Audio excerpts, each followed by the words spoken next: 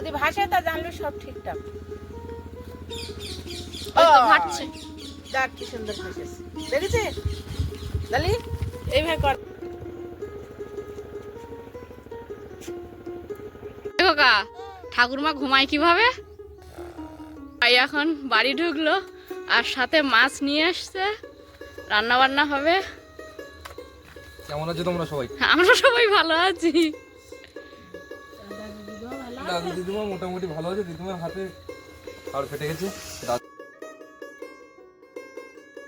নমস্কার, সাথী বিপ্লব ব্লগে আর একটা নতুন পর্বে সবাইকে স্বাগত।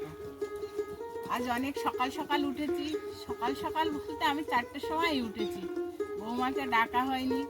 আমি এই কুমড়ো আর ডাল কালকে যে বেটে রেখেছিলাম ওটা একসঙ্গে ফাটাবার জন্য অনেক আগেই উঠতে হয়েছে।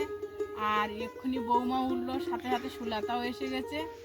এই বড়ি দেওয়া আপনাদের দেখাবো। আর বড়ি দেওয়াটা হলো মাসিমার বড়ি দেওয়া।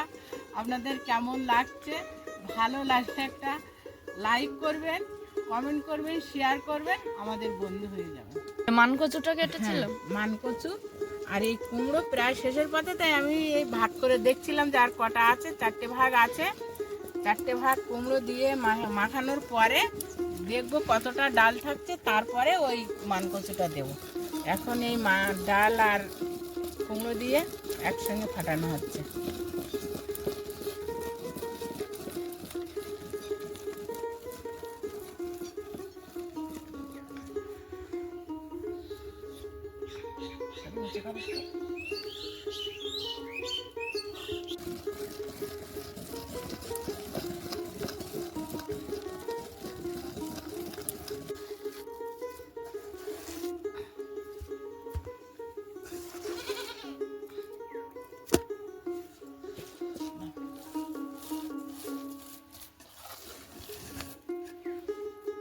আজকের এইভাবে দিচ্ছি কেন বললেন? কালকের যদি একটা ডাল গোটা টোটা থেকে যায়, আজকের ফিনিশিং হয়ে যাবে। আমি এইভাবে দই করতে পারি।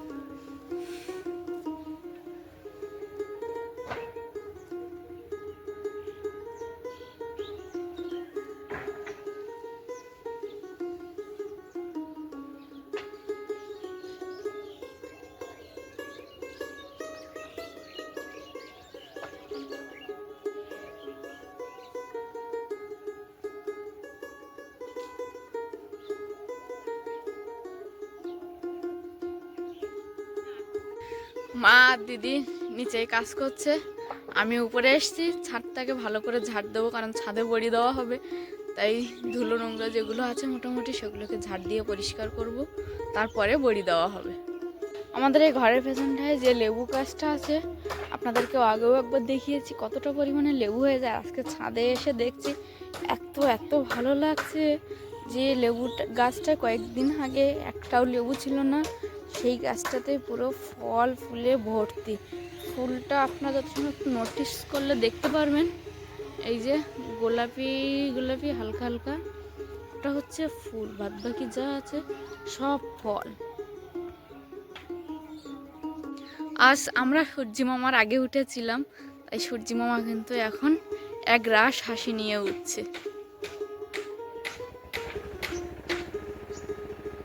আমি ছাদ ঝাড় দিয়ে এসে দেখছি দিদিদের সব ফেটানো হয়ে গেছে, আর এখন লবণ দিয়ে আর একটু ভালো করে ফেটাবে।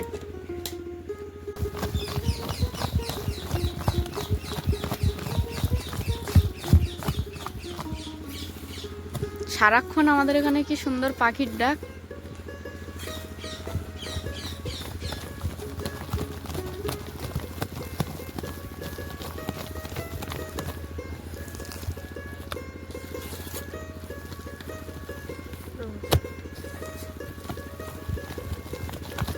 এ হয়েছে ফাটানে এই শিলাতা একটুখানি নিয়ে ওই মগে জল দিছে ওতে দে দেখ তো ভাসতেছে কেমন, যদি ভাসে তা জানলে সব ঠিকঠাক। ওই তো ভাসছে। দেখ কি সুন্দর ভাসেছে, দেখেছিস দালি? এইভাবে করবো এইবার, নাও চলো তাহলে। সম্পূর্ণ ক্রেডিটটা মা আর দিদির।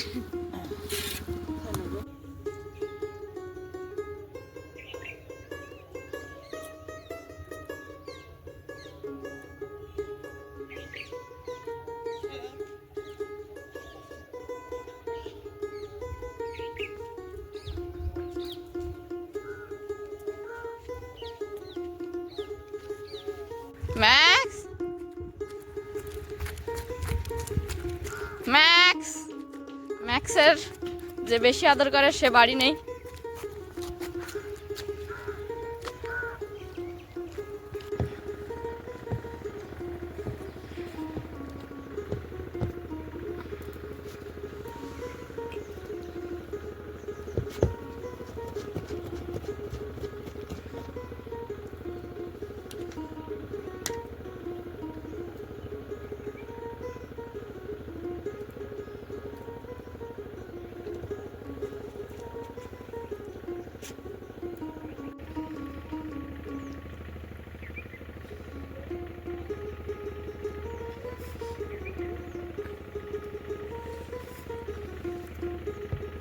বড়ি দিতে গেলে যে কত কাজ করে গুছিয়ে তারপর বড়ি দিতে হয়, সবটা তো আপনাদের দেখানো হলো।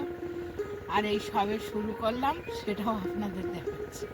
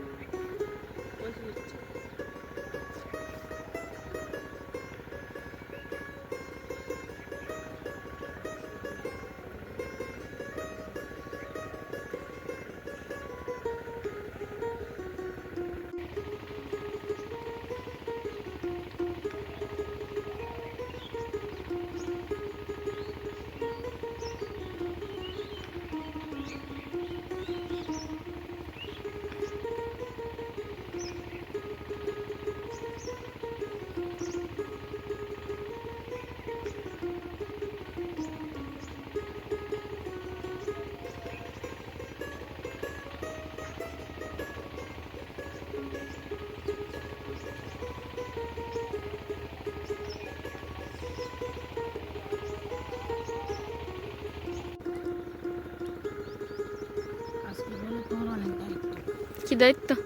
মুরগিটুকি বের করবা, খাবার দেওয়া। দেবো। তারপর আস্তে আস্তে হ্যান্ড ওভার করে দিচ্ছি, তাই না সুলতা? ওদের গয়না বাড়ি করো দেখি।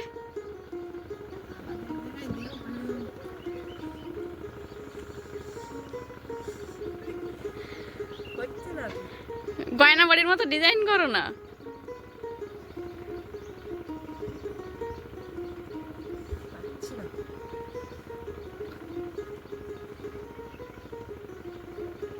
দেখি ভরে আমার কাছে একবার দাও দেখি কি হয়।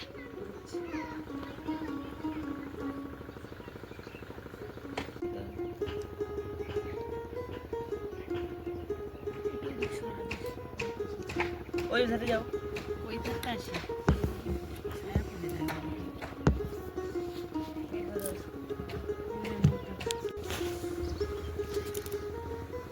কালো জিরে কচুর বড়িটা দিয়ে দেবো।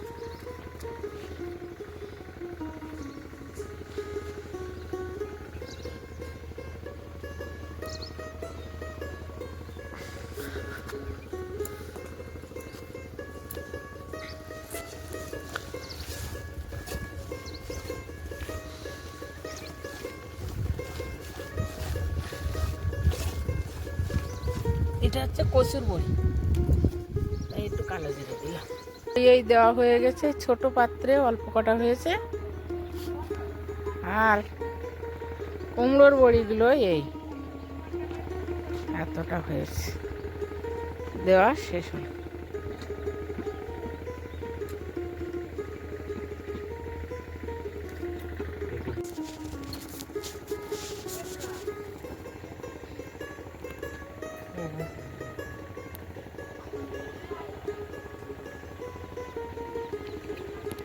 নে ওঠ সুলতা।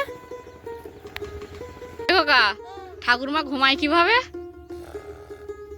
আবার আবার আরেকবার দেখা, আরেকবার দেখা। ওইভাবে ঘুমায় তাই? আর বাঘ কিভাবে ডাকে? কিভাবে দেখা? ওর করে কি হালুম করে কিভাবে বাঘ? মা বড়ি দিয়ে গেছিল, সেই বড়িগুলোকে এখন তুলে নিচেই নিয়ে যাবো। ভালো করে করবে না এরকম হয় ধরলে না, মিডিলে একটা হাত দাও, এভাবে চলে যাবে। নিচে তুমি আগে চলো।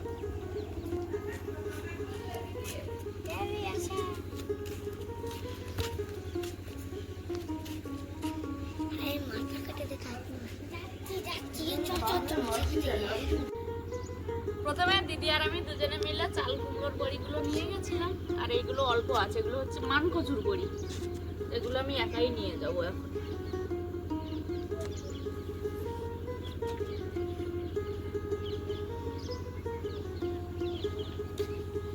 ছাদ থেকে বড়ি তুলে এনে এই যে এইভাবে বাঁধা হয়েছে। দুই একটা বড়ি কিন্তু পড়েও গেছে, এর মধ্যেই আছে, নিচেই পড়বে না এমন সিস্টেমে বাঁধা। হাওয়া বাতাস পেয়ে রাতে আর একটু শুকনো হয়ে যাবে। আর যে অল্প বড়িগুলো ছিল সেগুলোকে এইভাবে রাখা হয়েছে।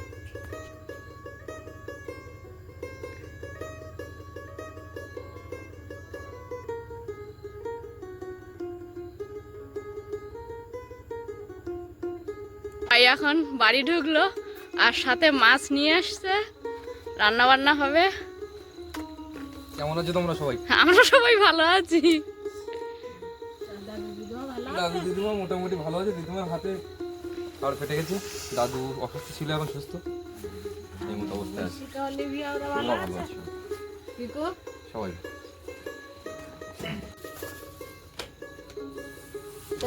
তার মধ্যে দেখছি একটা মেশিন এনেছে, মায়ের ওষুধ এনেছে।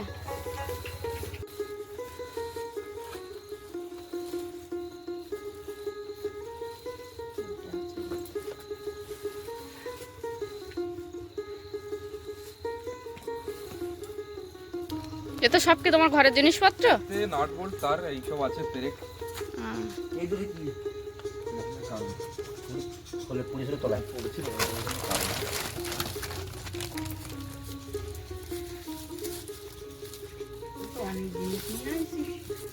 আমি আরো ভাবছিলাম মনে হয় নিয়ে আসবে না, সব রেখে কিনে ও বাড়িতে রেখে আসবে। কলকাতায় কোনো জিনিস আনতে যাওয়া লাগবে না, না? ঘরের কাঠাম পর্যন্ত মোটামুটি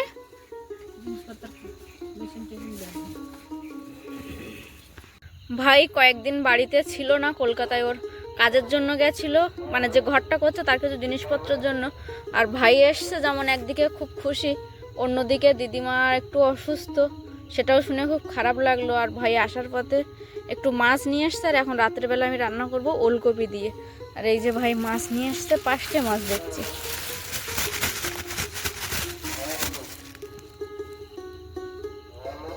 ভাই মাছ নিয়ে এসেছিল, রাতের বেলা ওলকপি আলু দিয়ে রান্না হচ্ছে, ভেবেছিলাম আপনাদের পুরো রান্নাটা দেখাবো। ঠিক সেই সময় সন্ধে একেবারে কারেন্টটা চলে গেল। আর এই জাস্ট এলো, আমার এদিকে রান্না বান্নাও হয়ে গেছে, ভাতের ফ্যান ঝরাতে দিয়েছি আর তরকারি ফুটছে।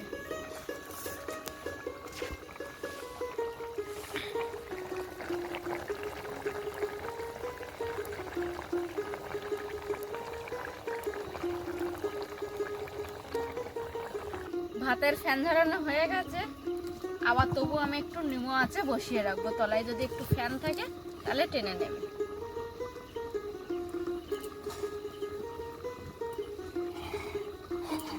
আর এদিকে আমি জিরে মরিচ নিয়ে নিয়েছি, হাফ বাটা করে রেখেছিলাম, আর একবার একটু ভালো করে শিলনোড়ায় বেটে নিচ্ছি।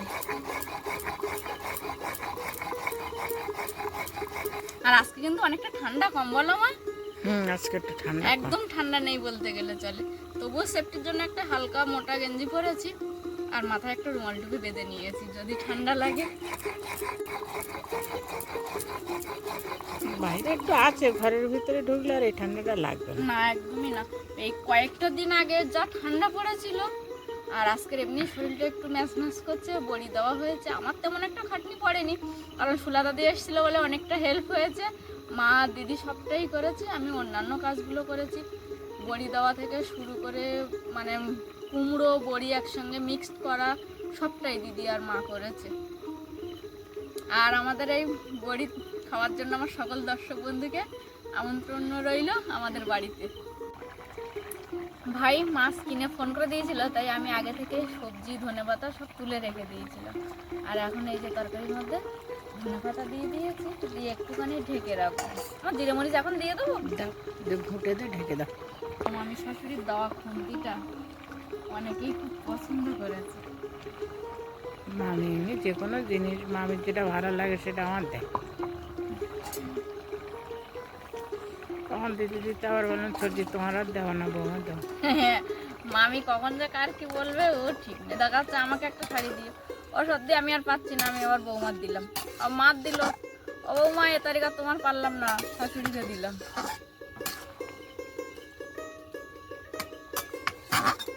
এইরকম চলে।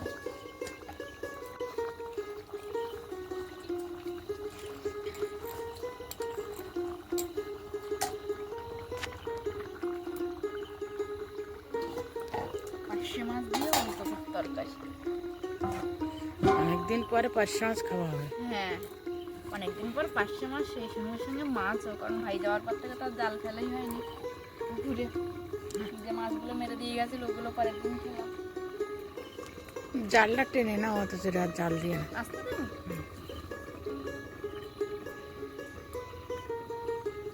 ঢেকে রেখে দিই, শিলটা সবসময়। Good girl. ওমা, ও তোমার তো আবার জল গরম লাগবে। এই হ্যাঁ হ্যাঁ, ওই ধারে একটু অন্য ঠান্ডা দাও। কমেছে, আমাদের না হলেও তোমার তো আবার লাগবে জল গরম। ফ্লাক্সে আছে তোমার জল গরম? রান্না হয়ে যাওয়ার পরপরই একেবারে সাথে সাথে গরম গরম ধোঁয়া ওঠা ভাত, তার সঙ্গে আছে ওলকপি আলু দিয়ে পার্শে মাছ।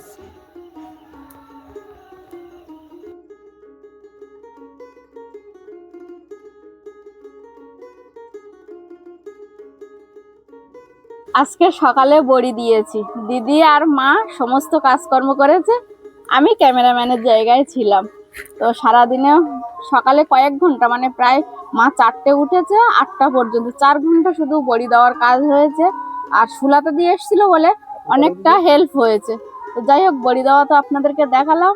আর এই আমার বড়ি দিয়েছি, বড়ি খেতে হলে সাথী বিপ্লব ব্লগের বাড়িতে চলে আসবেন। আমার সকল দর্শক বন্ধুদের আমন্ত্রণ থাকলো।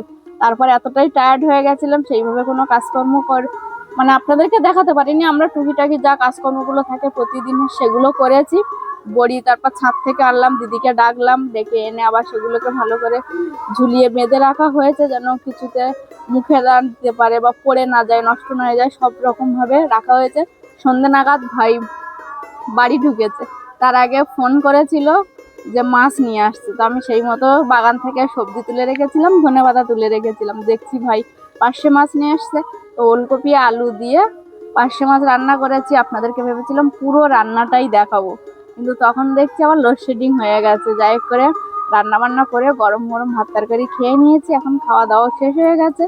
আর সেই সঙ্গে সঙ্গে পর্বটা শেষ করবো তার আগে একটা কথা, যে ভাই কলকাতায় যে কাজে গেছিল ওর ঘরের জিনিসপত্র আনতে, কিছু জিনিসপত্র এনেছে। আর ওর সারাদিনে কাজের সূত্রে বাইরে থাকতো, রাতের বেলায় এসে শুধু মামাদের বাড়িতে ছিল, এরকমই বলেছে। তার মধ্যে বললো দিদিমা অসুস্থ ছিল, ওর আজকের অনেক তাড়াতাড়ি চলে আসার কথা ছিল, কিন্তু ও আসতে পারেনি। দিদিমাকে নিয়ে আবার একটু ওর ডাক্তারের কাছে গেছিল, তাই লেট হয়েছে। আর দিদিমা ভীষণভাবে একটু অসুস্থ, এটা শোনার পরে খুব খারাপ লাগছে। ভাই বাড়ি এসছে, একজন বাড়িতে না থাকলে যে অভাবটা হয়, মনটা একটু খারাপ খারাপ ছিল। তারপর ও আসাতে যে আনন্দ হচ্ছিল, তারপর ওর মুখ থেকে শোনার পরে এটা খুব খারাপ লাগলো যে এই শীতের সময় একজন মানুষের এতটা কষ্ট, মানে বয়স্ক মানুষ তো যেহেতু, ওই জন্য অনেকটাই সমস্যা হচ্ছে। তারপরে ভাই ওনাকে বাড়ি দিয়ে নিজে বাড়িতে এসছে। আবার কাল থেকে যেমন কাজকর্ম সবটাই আপনাদেরকে শেয়ার করব। আর এতক্ষণ আমাদের সঙ্গে থাকার জন্য আপনাদেরকে অনেক অনেক ধন্যবাদ, আর ধৈর্য ধরে ভিডিওটি দেখার জন্য ধন্যবাদ। দেখা হচ্ছে আগামী কোনো একটা পর্বে। ততক্ষণের জন্য আপনারা সকলে ভালো থাকবেন, সুস্থ থাকবেন, নিজেদের সকলের প্রতি খেয়াল রাখবেন। আমার সকল বয়োজ্যেষ্ঠদেরকে জানাই অনেক অনেক প্রণাম, সমবয়সীদেরকে জানাই ভালোবাসা, ছোটদেরকে জানাই আদর ও স্নেহ। আরও একটা কথা যেটা আমি সবসময় বলে থাকি, সাথী বিপ্লব ব্লগের সঙ্গে সদা সর্বদা জুড়ে থাকবেন। নমস্কার, আজ তাহলে আসি।